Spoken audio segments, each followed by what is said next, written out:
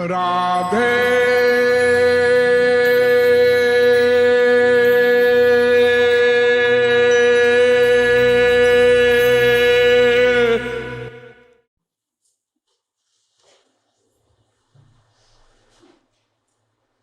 साधन भक्ति के 6 गुण बताए गए थे, आप लोग भूले न होंगे। क्लेश अग्नि, शुभदा, मोक्ष लघुता, सुदुर्लभा, सांद्रानंद विशेषात्मा और श्री कृष्णा करिशिनी। और ये भी बताया गया था कि भक्ति 3 प्रकार की मानी गई है: साधन भक्ति, भाव भक्ति, प्रेमा भक्ति।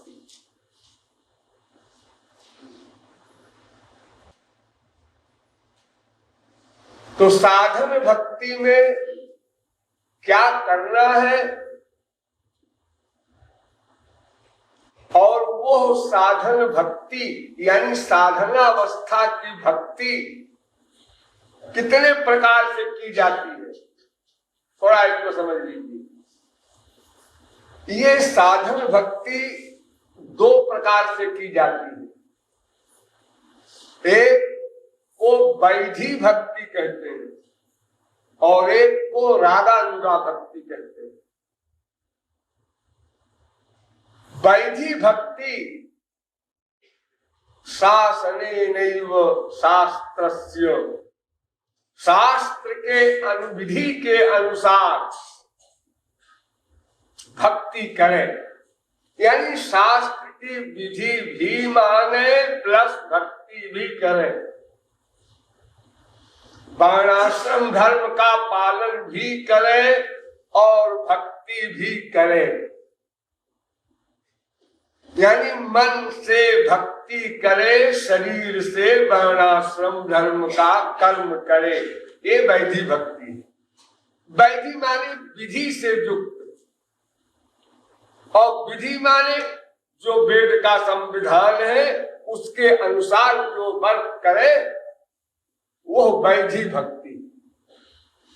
इसमें नरक का डर, शास्त्र का डर, ये सब साथ में होता है। नहीं करेंगे तो 84 लाख में घूमना पड़ेगा, नरक मिलेगा, ये सब भय सामने रख करके तब वैधि भक्ति की जाती है। और रागानुगा भक्ति में शास्त्र वेद के कायदे कानून, वर्णाश्रम धर्म के विधि निषेधात्मक कानून, ये सब कुछ लागू नहीं हो। रागानुगा भक्ति केवल भक्ति है, ये मोटी अकल में समझिए। केवल भक्ति, उस भक्ति में 2 प्रमुख बातें हैं। एक सर्वाभिलाषिता शून्यम और एक ज्ञान कर्मार्जनावृतम।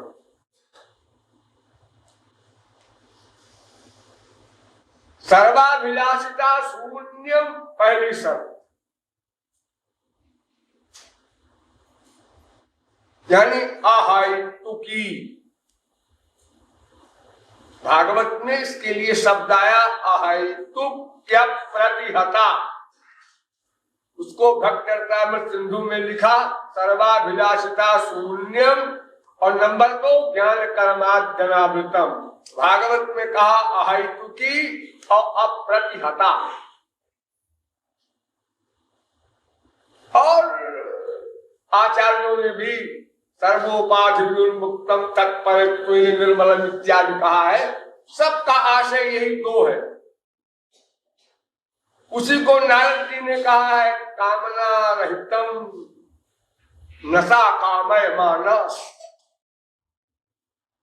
कामनाओं को छोड़ना होगा। मैं सदा आप लोगों से यही कहता हूं कि हम लोगों का जो नेचर है अपने सुख के लिए प्यार करना, इसको बदलना होगा, इसका उल्टा करना होगा। अपने प्रेमास्पद के सुख के लिए ही प्यार करना। हम सुख चाहते, आनंद को हम न चाहे, ये अननेचुरल, क्योंकि हम आनंद ब्रह्म के अंश हैं।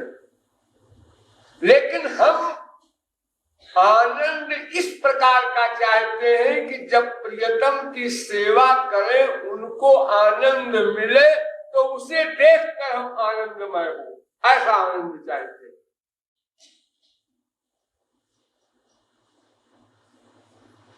तो ऐसे आनंद वाले के लिए मैंने बताया था कि एक ही मुक्ति नहीं, पांचों मुक्तियां त्याज्य हैं।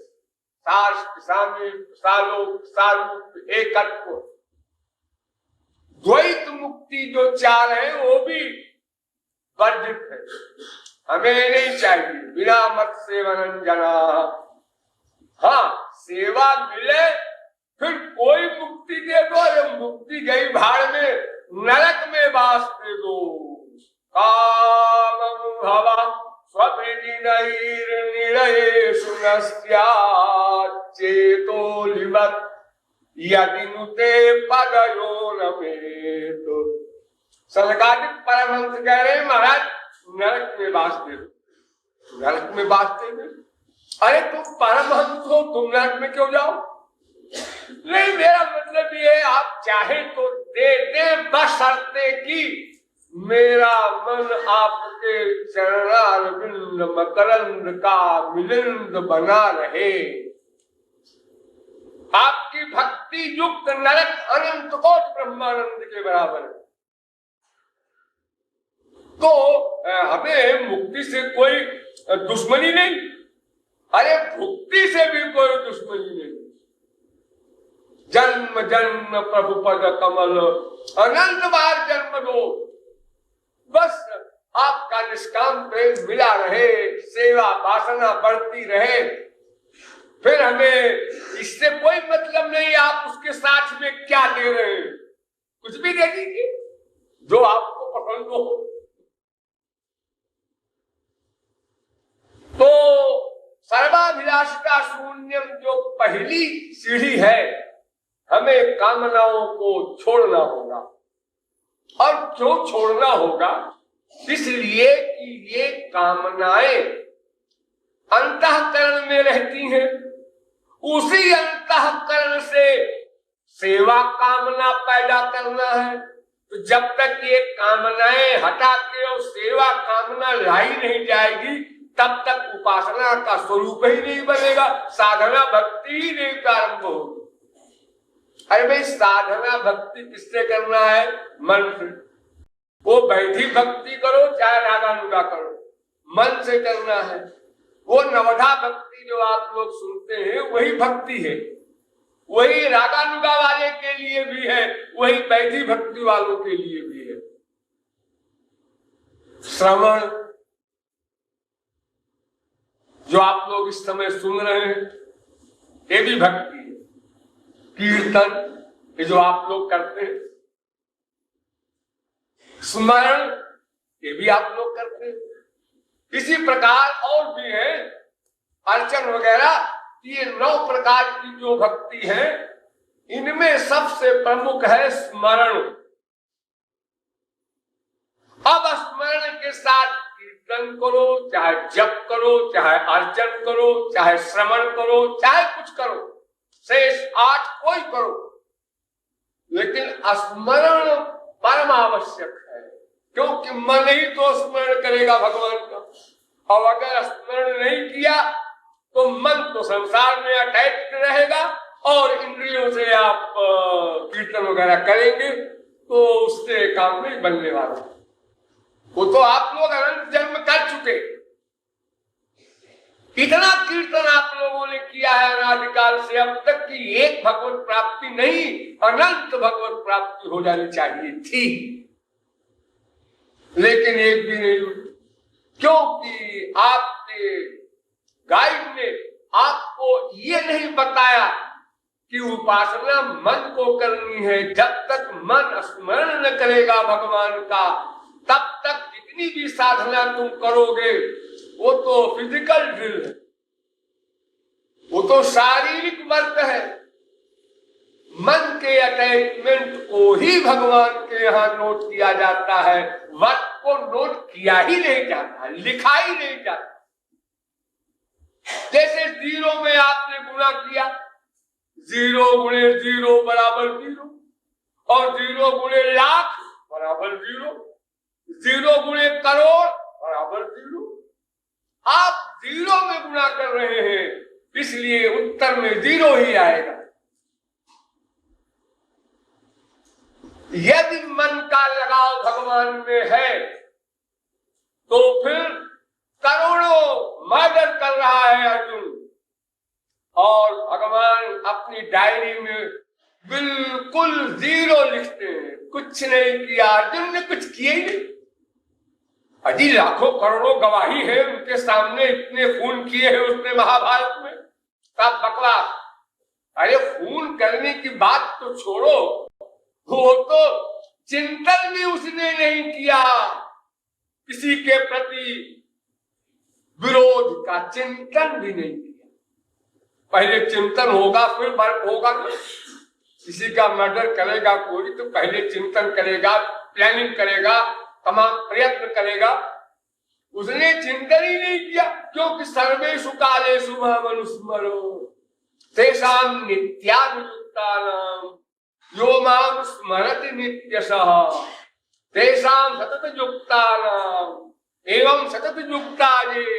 वहां तो सत्य कि निरंतर मन का लगाव मेरे भीतर रहे। न चलति भगवत पदारविंदाल्लव निमिषार्धमपि।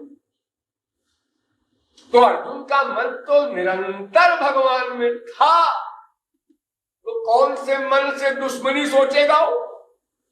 फिर दुश्मनी के बाद मर्डर वगैरह की बात आएगी।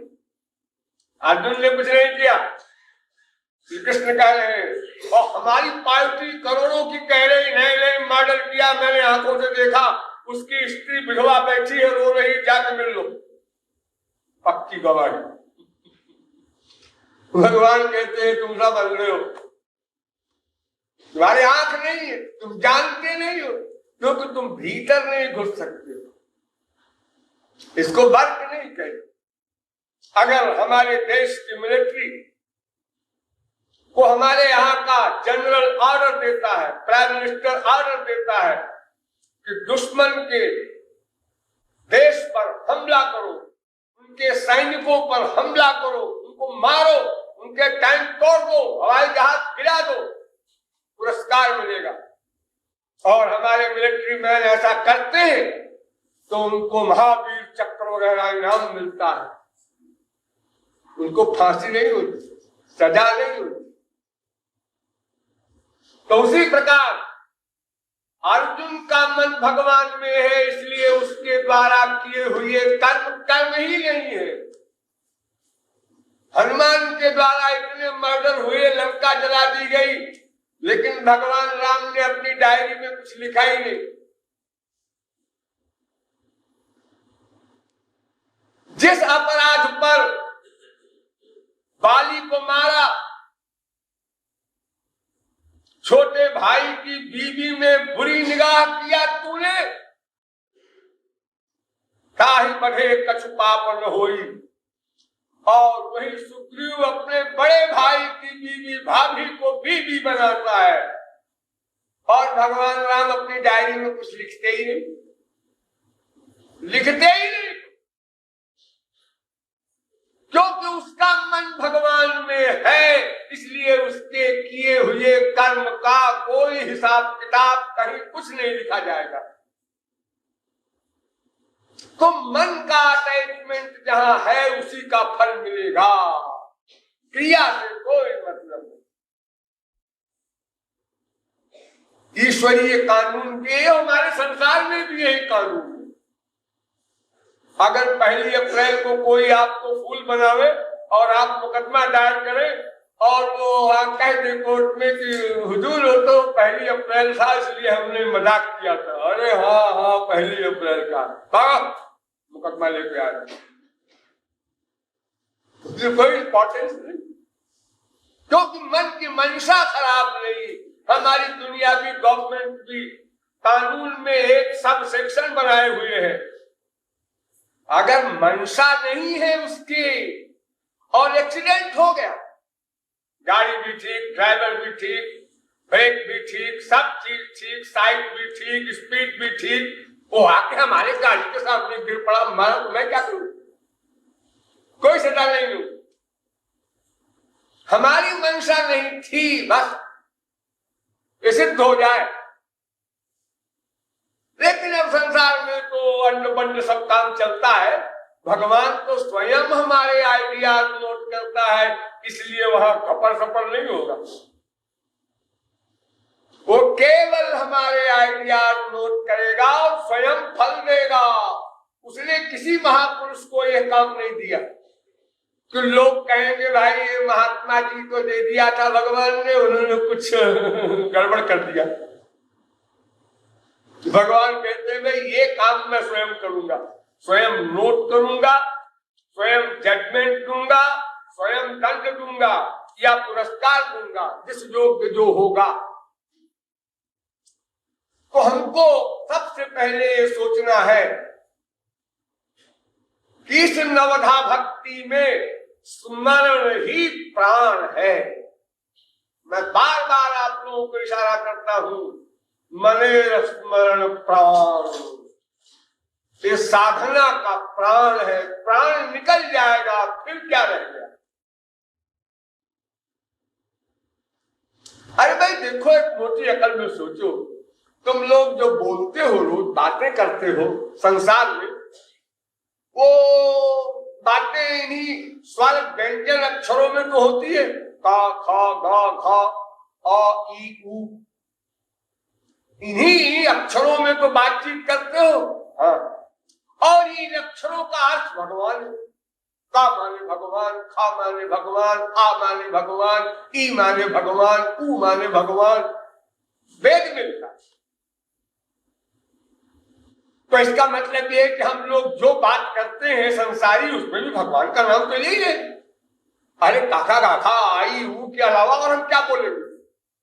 हम किसी लैंग्वेज तो बोले, हिंदी, उर्दू, इंग्लिश, कहीं भी जाए तो जो मुंह से शब्द बन सकते हैं वही तो निकाल सकता है मुंह से। तो स्वर व्यंजन के अंतर्गत ही होगा, सब भगवान का नाम ही ले रहे हैं, लेकिन क्या परिणाम मिला? कुछ नहीं।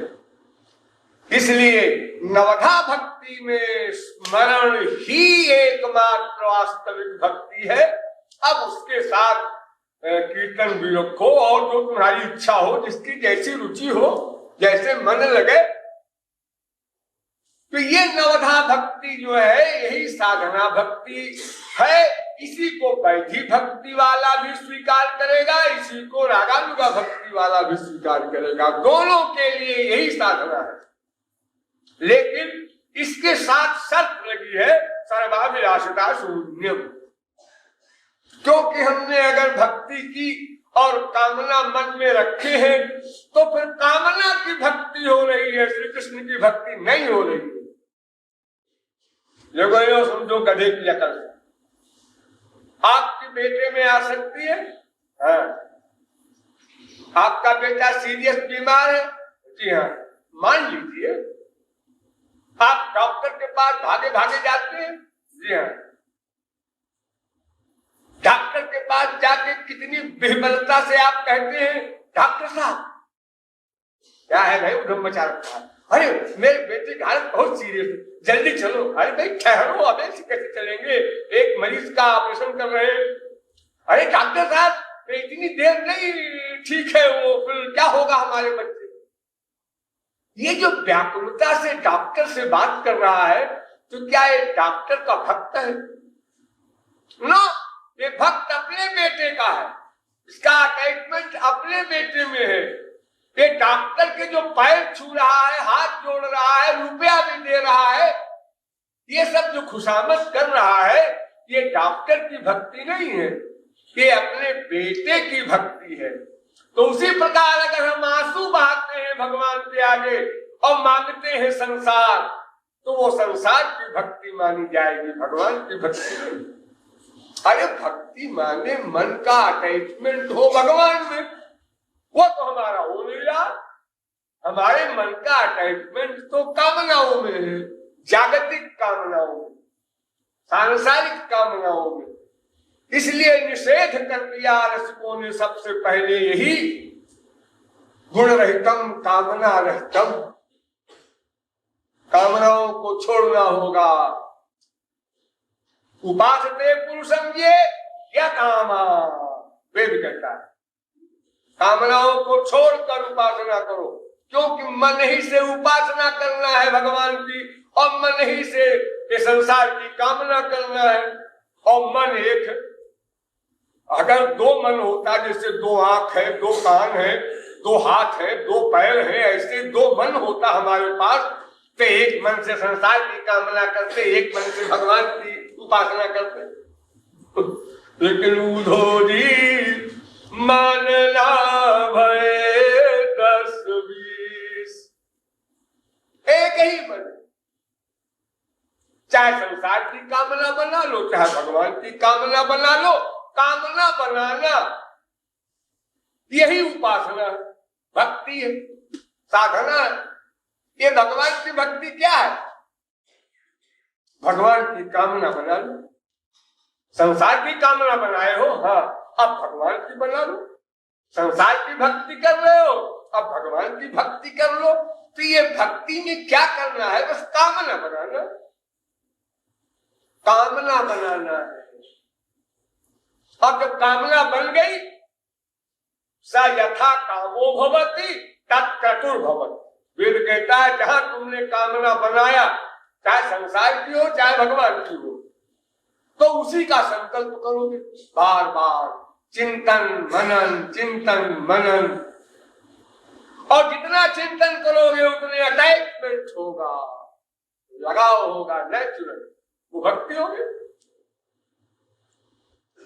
इसलिए सर्वाभिलाषिता शून्यम की शर्त है, सब प्रकार की कामना।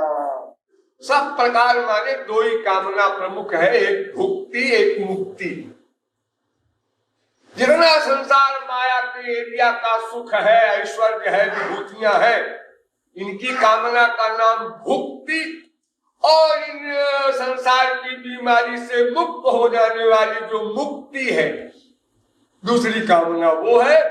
इन दोनों कामनाओं को छोड़ दो, आ गई भक्ति। तो सब प्रकार की कामनाओं से रहित होना, और वैधि भक्ति में ज्ञान कर्म आज रहेंगे, दास बनकर रहेंगे, अनुगत बनकर रहेंगे, लेकिन रागानुगा भक्ति में वो भी नहीं रहेंगे, उनका स्पर्श भी नहीं रहेगा। लोक वेद व्यापार त्याग, वहां त्यक्त्वा स्वधर्म चरणाम्बुजं हरे भजन भक्तो थपते तको यदि। देखिए, ये वैधि भक्ति गीता की फिलॉसफी, और रागानुगा भक्ति भागवत की फिलॉसफी। इसलिए भागवत के प्रारंभ में लिख दिया धर्म प्रोज्झित कैतवः, ये परमहंस संहिता कहलाती है भागवत।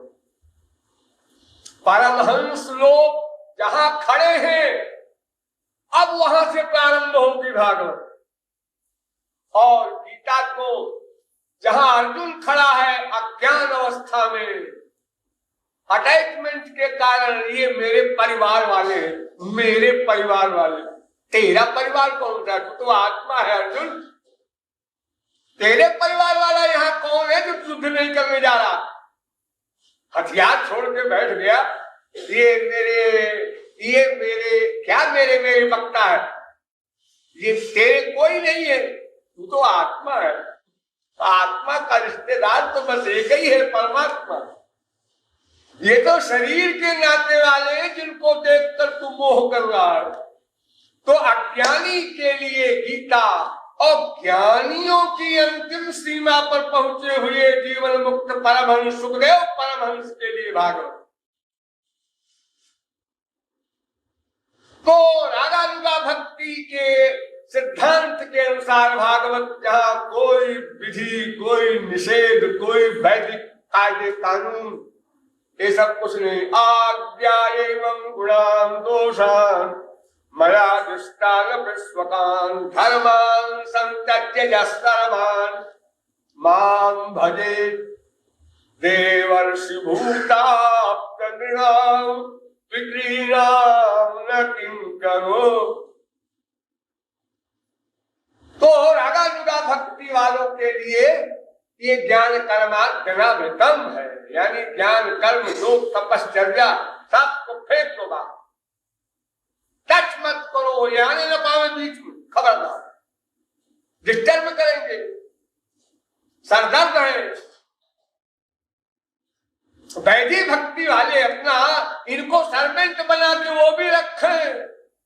अगर सर्वेंट न बनाया, उनका अधिकार हो गया तो उनकी भक्ति भी गई, फिर वो दो कौड़ी के हो गए, हो जाते।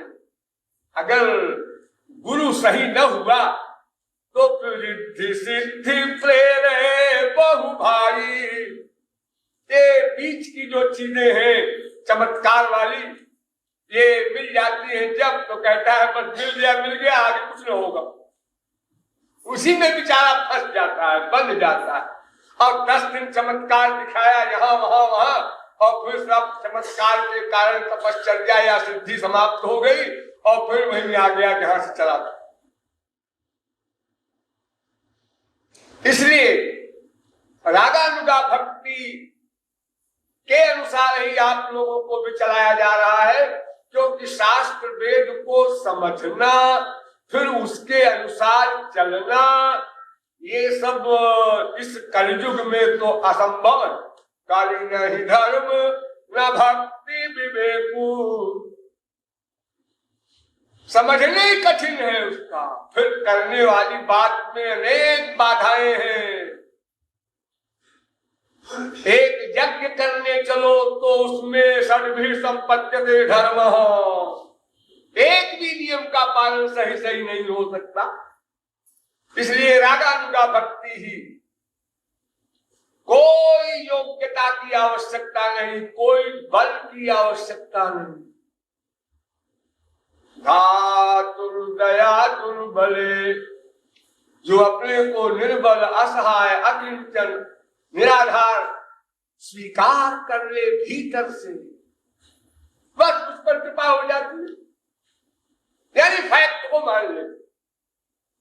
ये जो बनावट हमने कर रखा है मैं भी कुछ हूं, ये बनावट है। इस बनावट को मिटा दे, नेचुरलिटी में आ जाए। वो सब कौन कुटिल खल कामी, ये हमारी नेचुरलिटी। भयो को मौसम पतित बढ़ो, मैं पतित तुम पतित पावन दो बानक बने।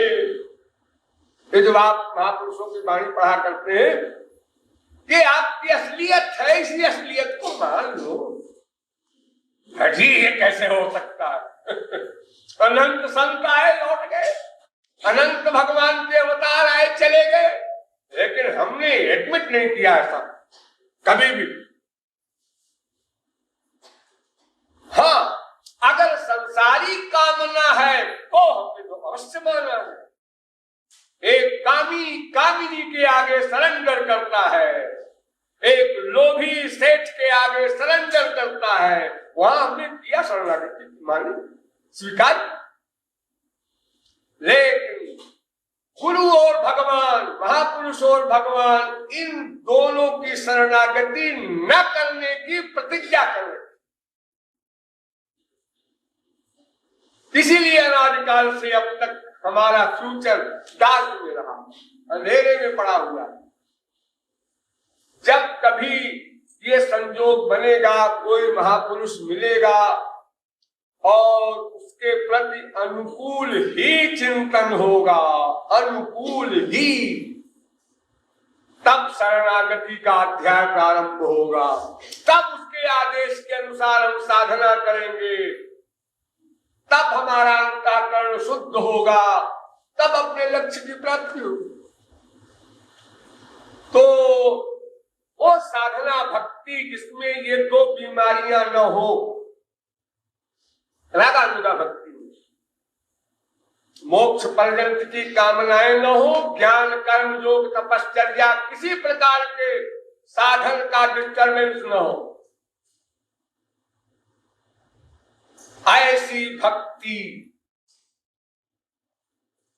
और उस नवधा भक्ति में भी प्रमुख स्मरण भक्ति, और साथ में कीर्तन। कीर्तन इंपॉर्टेंट इसलिए माना गया है कि बाहर का कोई भी व्यवधान हमें हानि नहीं पहुंचा पाता। यहाँ आप लोग कीर्तन कर रहे हैं, अगर बगल में कोई किसी को मार भी डाले तो आवाज सुनाई नहीं पड़ेगी, अपना आप कीर्तन कर रहे हैं। और इसी कीर्तन के बजाय इसी हरे राम या इसी गोविंद जय जय का आप जब बैठकर और एक थाली भी गिर जाए अगर कहीं नीचे को उसकी आवाज हो तो चट पहुंच जाएगा। थाली गिरी, किसने गिरा, क्यों गिरा, तोड़ दो चिल्लाएगा। अरे नबी चिल्लाए तो मन तो चला ही जाएगा वहां। और फिर जब हम महापुरुषों का पद गाते हैं तो उसमें भगवान के गुण भी हैं, लीलाएं भी हैं, तो 10 बार कहेंगे तो उन लीलाओं का, गुणों का चिंतन कुछ न कुछ तो होगा।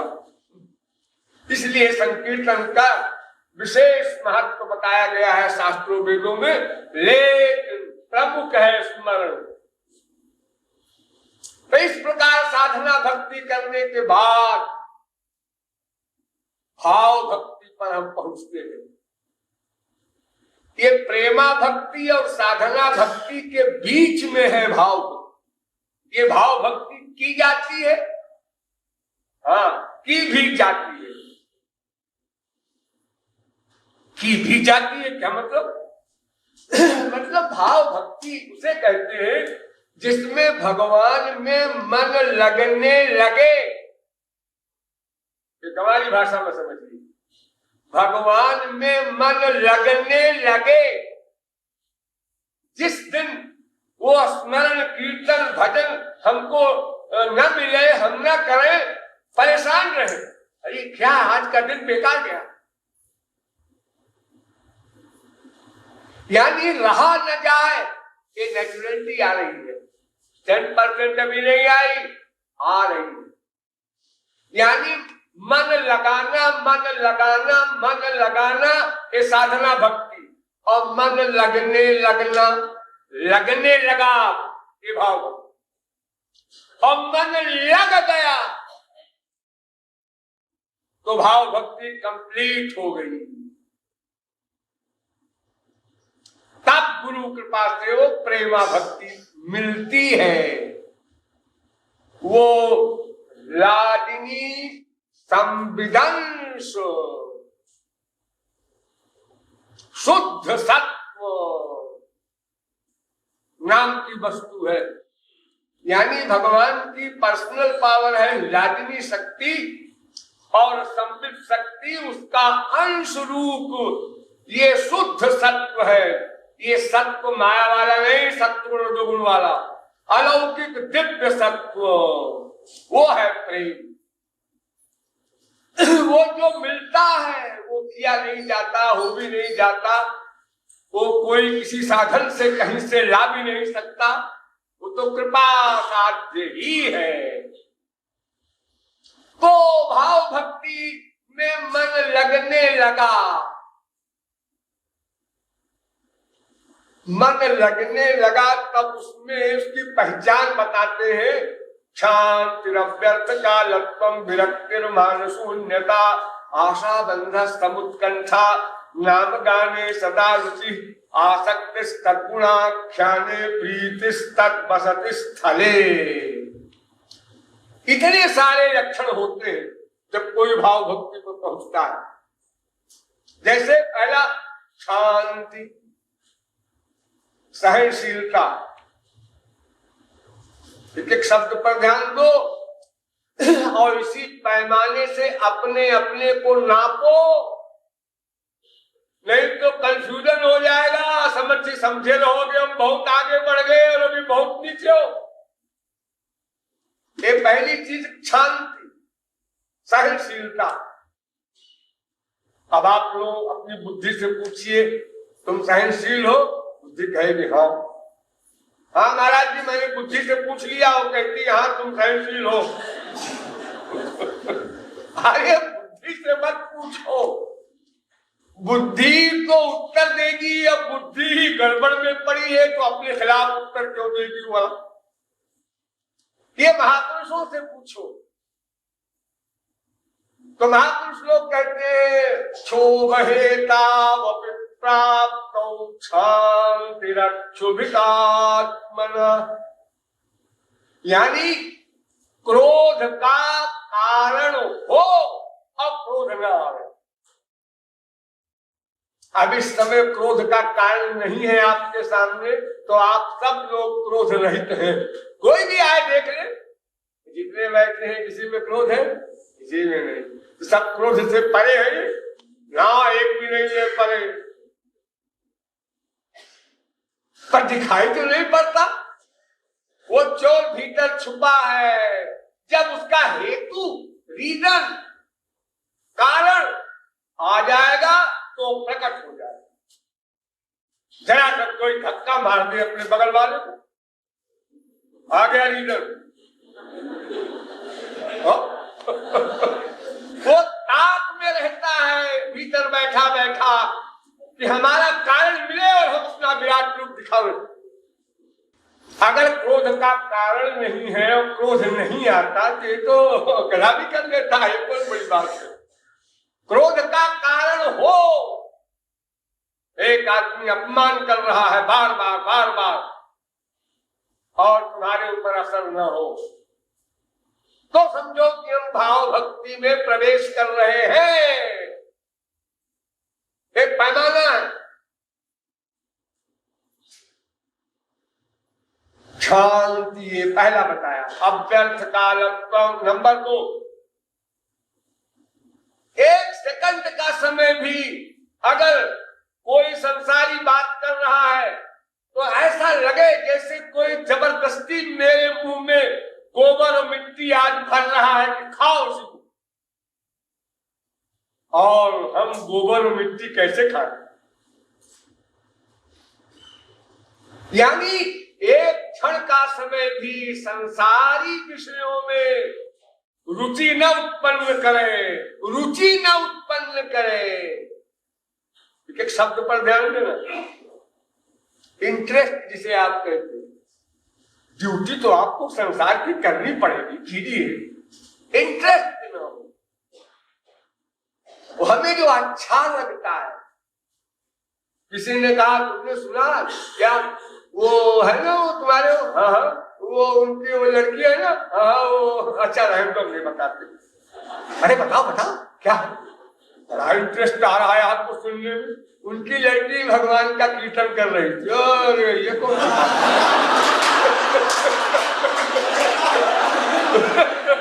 हम तो समझ रहे थे कि वो भाग गई या भगाई गई, ऐसी कोई इंपॉर्टेंट बात होगी। यानी हम लोगों को ये बीमारी है, संसारी बात सुनने में बड़ा आनंद सा मिलता है। तो ये भाव भक्ति नहीं। अव्यर्थ काल, एक एक क्षण व्यर्थ न होने पावे। भगवान का ही चिंतन रहे, गुरु का ही चिंतन रहे, भगवान के एरिया से बाहर न जाए मन। ड्यूटी करे, ड्यूटी का तो मतलब होता है अटैचमेंट रहे। एक नर्स है, उसकी लड़की बीमार है स्वयं की, लेकिन वो 50 लड़के लड़कियों का काम कर रही है हॉस्पिटल में, मन उसका अपनी लड़की में है। तो केवल कर्म से कुछ मतलब नहीं है। हमारा मन ठीक रहना चाहिए, मन का लगाव भगवान में रहना चाहिए। यानी हम समय का मूल्य हृदय से माने, समय को बर्बाद न होने दें। अगर ये आदमी आ करके अरे साहब मैं क्या करूं, मेरे घर में आ गया, अंट मंट बोलने लगा, सभ्यता है न सुनना, ऐसी सभ्यता को गोली मार दो। उसको खुश करने के लिए अपना सर्वनाश किया तुमने, 2 घंटे तक अनावश्यक दूसरे की बुराई सुनते रहे। सुना कैसे गया? किस शास्त्र वेद ने आज्ञा दी है? तुमसे कोई मतलब भी नहीं, खामखा।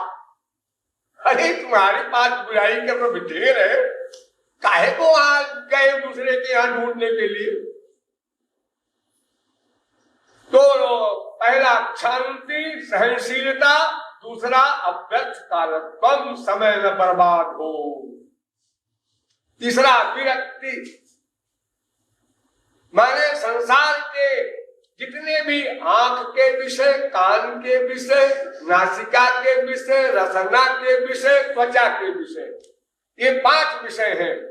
ये जितना भी संसार है ये सब इसी 5 के अंदर में है। तो इनकी रुचि समाप्त हो जाए, वही ध्यान रखना, रुचि। इनको नहीं समाप्त करना है, रोटी खाना पड़ेगा। कोई रसगुल्ला लाके देता है, खा लो। श्याम सुंदर तो खिलाया, मन से उनका प्रसाद उच्छिष्ट खाया, खाओ। भुक्त श्रीगंध बासोलंकार चर्चिता, उच्छिष्ट भोजनो दासास्तव मायाम जयेमहि।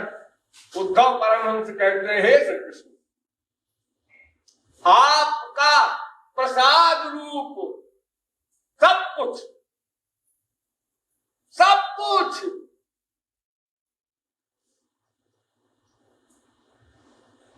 बढ़िया बढ़िया मालाएं जो आप पहनते हैं, जो सेंट वगैरह इत्र वगैरह आप लगाते हैं, वो सब, जो सुंदर सुंदर वस्त्र आप धारण करते हैं वो भी, जो जेवर आप पहनते हैं वो भी, और जो आप खाते हैं वो भी, इन सब चीजों का यानी उतरण और उच्छिष्ट सेवन करके, और मैं आपकी माया को चैलेंज कर दूंगा, वो मेरा कुछ नहीं बिगाड़ सकती। यानी सामान का उपयोग करते हुए मन का अटैचमेंट न हो, वो वैराग्य है। सामान फेंक दिया, हम विरक्त हैं, ये क्या वैराग्य है? मन से चिंतन कर रहा, ये वैराग्य नहीं। गृहीत्वा इंद्रियैरर्थान् न द्वेष न कांक्षत, विष्णोर्मायामिदं पश्यन् सवै भागवतोत्तम। भागवत भक्तों में भी सर्वश्रेष्ठ भक्त वो है और जो इंद्रियों के विषय को ग्रहण करता है। सब देख रहे हैं, पुंडरीक विद्यानिधि गौरांग महाप्रभु के जमाने में कितना बड़ा ऐश्वर्य उनका, सोने का पलंग और बड़े ठाट बाट राजाओं के भी आगे, लेकिन गौरांग महाप्रभु स्वयं मिलने गए, स्वयं, और निपट कर आंसू बहाए। यानी गृहीत्वा इंद्रियैरर्थान्, संसार के विषयों को भगवान का प्रसाद रूप मानकर ग्रहण करते हुए, न द्वेष न कांक्षत, मन में उसके प्रति रुचि, इंटरेस्ट, आनंद की भावना, फीलिंग ये नहीं। शरीर है ये, इसको खाना देना कंपलसरी है, योगी हो, ऋषि हो, मुनि हो, भक्त हो, कोई देना पड़ेगा। विटामिन, प्रोटीन, ABCD सब अगर नहीं मिलेगा शरीर को तो आप दिन रात हॉस्पिटल का चक्कर लगाएंगे, डॉक्टरों का भला करेंगे। अब आपको कोई विटामिन A के लिए बहुत महंगी चीज खिलावे या आपको बहुत सस्ती चीज खा लीजिए, लेकिन आपके शरीर को वो विटामिन मिलना चाहिए। कोई व्यक्ति काजू खाता है, तो भगवान ने ऐसा दिया है, संपत्ति दी है, नहीं काजू है आपके पास तो प्रोटीन कंपलसरी है, मूंगफली खाओ। खाना पड़ेगा, शरीर को देना पड़ेगा वो सब सामान जो जो आवश्यक है, अन्यथा नेचर दंड देगा। फिर आप जब साधना करने बैठेंगे तो कहेंगे तो हरे राम, और याद आएगा हरे दर्द वो बात नहीं बनेगी। इसलिए विरक्ति माने मन का अटैचमेंट न हो, सामान का सेवन करो तो क्षांतिरव्यर्थ कालत्वं विरक्तिर अभिमान शून्यता। चौथा, सम्मान में विभोर न हो, अपमान में विभोर हो जाओ। ये अवस्था आ जाए तब समझो हम भाव भक्ति में गए। ये जो आपका आदर होता है, सम्मान होता है, रिस्पेक्ट जिसे आप कहते हैं, इसमें आपको बड़ा अच्छा लगता है। किसी स्वामी जी आप बड़ा अच्छा बोले, आप इतना अच्छा बोले स्वामी जी भी बोल हो गए। आज तो स्वामी जी आपने जो कुछ लेक्चर दिया वो सब गलत था, बिल्कुल बेहुदा बकवास था। आग लग गई स्वामी जी को, जिनको के भी लेक्चर सुनने वाले सुखदेव परमहंस कह रहे थे। यानी वो अहंकार अभी बड़ा विराट रूप धारण किए बैठा है, अभी कहां भाव भक्ति में प्रवेश हुआ तुम्हारा। जब तुमको शौक पैदा हो कि हमारा अपमान आज हुआ ही नहीं, दिन बीत गया, कोई करे, ये इंटरेस्ट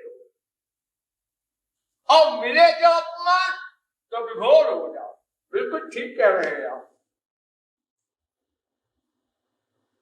कौन सा दोष नहीं है जो हमसे कोई कहेगा और उससे हम परे होंगे भला। जब माया है तो सारे दोष, उसी में तो कोई हमारी बुराई करेगा। कामी कहेगा, क्रोधी कहेगा, लोभी कहेगा, मोही कहेगा, सब फैक्ट तो है, इसमें गलत क्या है। तो मान शून्यता सब ही मान प्रद आपू अमानी तुल्य निंदा स्तुतिर मौनी संतुष्टो येन केनचित्। डिटेल का समय नहीं, संक्षेप में समझते चलो। तो शांति, अव्यर्थ कालक, विरक्ति, मान शून्यता, आशा बंध, निराशा न आने पावे अंतःकरण में, ये बड़ी खतरनाक बीमारी है। थोड़ी साधना आपने किया, अरे भाई देखो ऐसा है कि अपन से पे नहीं होगा, फिर क्या होगा? अपन वही संसार में जा रहे, वहां क्या होगा? अरे वहां तो और मुसीबत है, लेकिन फिर करें क्या? अरे भाई निराशा मत लाओ। देखो कोई व्यक्ति कुआं खोदता है पानी निकालने के लिए, 5 फुट खोदा, पानी नहीं निकला, थोड़ा और खोदते हैं, 8 फुट तक गए, अब कंकड़ की परत मिल गई, कंकड़े कंकड़ नीचे। यदि हम तो पानी के लिए खोद रहे हैं, कंकड़ मिला, इस जगह पानी नहीं है, चलो उधर खोदे। वहां भी खोदे 10 फुट, तो पत्थर की चट्टान मिली है, यहाँ तो और खतरा है। ये आप 100 जगह जो कुआं खोद रहे हैं, ये क्यों?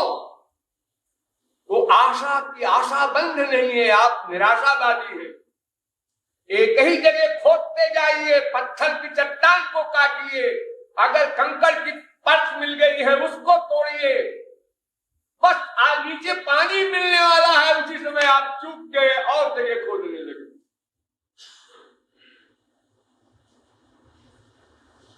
तो आशा बंधा पूरा हमें विश्वास होना चाहिए, यह वस्तु अवश्य मिलेगी, निराशा नहीं लानी चाहिए। और समुख कंठा, हमारी आशा आगे की ओर बलवती होनी चाहिए।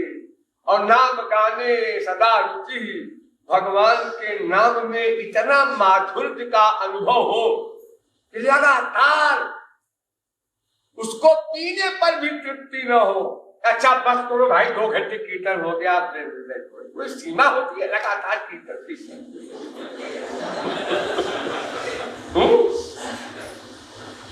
और भगवान के गुण में किसी प्रकार आसक्ति, उनके धाम में अनुराग किसी प्रकार, यानी भगवान, उनका नाम, उनका रूप, उनका गुण, उनकी लीला, उनके धाम, उनके संत में हमारा मन इतना अनुरक्त हो कि उधर से निराशा का रिजल्ट भी हो तो निराशा न आने पाए।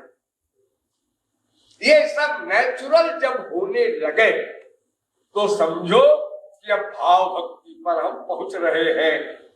पहुंच गए नहीं, प्रवेश हुआ है। अब अंतःकरण शुद्ध होने लगा, इसलिए ये सब बातें हो रही है। उसका रिएक्शन है, नेचुरल रिएक्शन है। और आगे बढ़ो, और आगे बढ़ो। इस प्रकार बढ़ते बढ़ते जब अंतःकरण बिल्कुल शुद्ध हो जाएगा, तब ये जो मैंने बताए हैं भाव भक्ति के अनुभव, ये 100% खरे होंगे। ये इनमें मजबूती आती जाती है और अंत में इतने मजबूत हो जाते हैं कि फिर उनको कोई टस से मस नहीं करा सकता। तब वो अवस्था जब आएगी भाव भक्ति की परिपक्व अवस्था, यानी उसी समय अंतःकरण की शुद्धि हो जाएगी। उसी को कहते हैं मामेकम शरणम व्रज, उसी को कहते हैं तेषां नित्याभियुक्ता नाम। अब वो एक हो गया, टच कर गया। देखो इतनी दूर है और नजदीक आया, और नजदीक आया, और नजदीक आया, और नजदीक आया, लेकिन अभी भी काम नहीं बना। छू गया पारस के लोहा, अब सोना बना। उसी को कहते हैं कंप्लीट सरेंडर, पूर्ण शरणागति। तो उस अवस्था में फिर वो प्रेम मिलेगा, अलौकिक प्रेम, दिव्य प्रेम, जो रागिनी शक्ति का सारभूत तत्व है, जिसके अंदर में भगवान रहता है। अब देखो, मायाधीन जीव कर्म के बंधन में, कर्म से परे ज्ञान, ज्ञान से परे मोक्ष, मोक्ष से परे भगवान, भगवान से परे प्रेम, प्रेम के अंदर में भगवान, भगवान के अंदर में मोक्ष, मोक्ष के अंदर में ज्ञान, ज्ञान के अंदर में कर्म, कर्म के अंदर में जीव। सर्वोच्च सत्ता है वो प्रेम की, जो भगवान की भगवत्ता को समाप्त कर देती है वो भगवान की ही शक्ति। वो कहीं बाहर से कोई प्रेम लाके भगवान की भगवत्ता समाप्त करने का चिंतन न करे, वो भगवान की ही पावर है। वो जो भगवान का स्वभाव है कृपा का, अकारण करुणा का, उसी स्वभाव के कारण भगवान ने अपनी सबसे प्राइवेट चीज जीवों को दे दी और स्वयं उसके अंदर में होकर परेशान है। जैसे आप लोगों ने पढ़ा हो, एक राक्षस ने शंकर जी की भक्ति की और शंकर जी से वरदान मांगा कि महाराज जिसके सिर पे हाथ रखे वो भस्म हो जाए। शंकर जी ने कहा खास भोले बाबा और उसकी खराब निगाह थी पार्वती के ऊपर कि ये वरदान मिल जाए तो शंकर जी के सिर पे हाथ रख दे और फिर पार्वती हमको मिल जाए। उसने खदेड़ लिया शंकर जी को। शंकर जी ने कहा ये क्या मुसीबत आई, अब भागो। कहां भागोगे, जहां जहां शंकर जी जाए जहां वहां राक्षस जाए। जब तंग आ गए शंकर जी तो भगवान को पुकारा मन ही मन, आओ बचाओ श्री कृष्ण। खैर श्री कृष्ण आए, फिर उन्होंने नाटक किया और करके उस राक्षस से कहा भाई क्या तुम ऐसे गप्पों में आ गए, अपने सिर पे हाथ रख करके नाचो।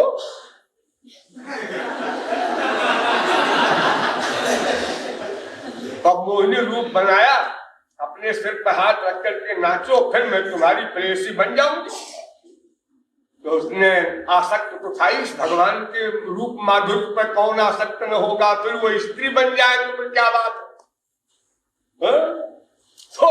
तो जैसे ही नाचने के लिए सिर पे हाथ रखा वैसे खाक हो गया, भगवान शंकर की जान बची। ऐसे ही भगवान ने कृपा करके जो अपना सबसे प्राइवेट धन है प्रेम, जिसके अंदर में स्वयं हो जाते हैं, जिसके कारण भगवान का समस्त भगवत्ता का ऐश्वर्य लीन हो जाता है माधुर्य में, वो भक्तों को दे देते हैं केवल मांगने से, दाम देने से नहीं, मां को दे दिया। हम तो साहब रोज मांगते हैं तो रोज देते हो, तो हमको मिलता कहां? जैसे तुम मांगते हो वैसे वो देते ये तो अपने मांगने को तुम सुधारो। तुम्हारा मांगना पूर्ण रूप से जब करेक्ट हो जाएगा तब सामान मिलेगा, और तुम खाली शब्दों से। एक बार मैंने अपने अनुभव बताऊं, अपने छोटपन की, मैं छोटा सा जब था तो हमारे गांव में एक पर्व होता है नवान्न का। नया अन्न जब पैदा होता है तो उसको गांव वाले खाते हैं और उत्सव मनाते हैं थोड़ा सा, और ब्राह्मणों को दक्षिणा देते हैं। ब्राह्मणों के पास जाते हैं, उनको प्रणाम करते हैं, दक्षिणा देते हैं। तो मैं छत पे टहल रहा था और एक अहीर शूद्र आया और मेरी ओर देख करता है, महाराज पाए लागी। उसने हाथ भी ऐसे नहीं जोड़ा, हाथ बिल्कुल सीधा है, महाराज पाए लागी। हमने कहा अच्छा। तो शिकायत किया उसने हमारी मां से कि हमने प्रणाम किया, हमको आशीर्वाद नहीं दिया, अच्छा कह दिया। उनका जिस बेगारी के ढंग से उन्होंने प्रणाम किया, उसमें वो आशा करते थे कि उनको हम बैकुंठ का साम्राज्य दे दें। तो यदि हमारी डिमांड, हमारी मांग सही नहीं होगी तो हम कैसे आशा करते हैं कि हमको सबसे बड़ी चीज मिल जाए। इसलिए उसी मांगने को ठीक करने के लिए साधना भक्ति, भाव भक्ति है। वो मांगना ठीक हो जाए, यानी ही लग जाए। मामेकं शरणं व्रज, केवल मेरी ही शरण में। तो इस प्रकार भाव भक्ति पर पहुंचने के बाद हम अधिकारी बन जाएंगे, तब प्रेमा भक्ति मिलेगी। वो क्या है फिर बताएंगे। बोलिए वृंदावन बिहारी लाल की।